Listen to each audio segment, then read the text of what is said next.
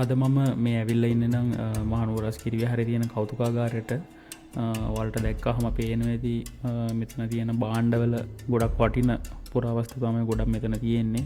ඒවා මිල කරන්න බැරි තරම් ගොඩක් වටින දේවල්.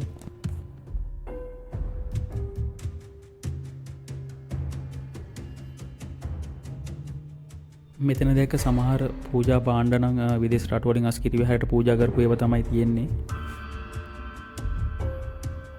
ඔයාලට දැක්කහම පේනවේදී ගොඩක් වටින මිල කරන්න බැරි පූජා භාණ්ඩ තමයි මේ කෞතුකාගාරේ තියෙන්නේ. ඔයාලා අස්කිරි විහාරයට ගියොත් අස්කිරි විහාරය ඇතුළේම තියෙන මේ කෞතුකාගාරයට යන්න අමතක කරන්න එපා.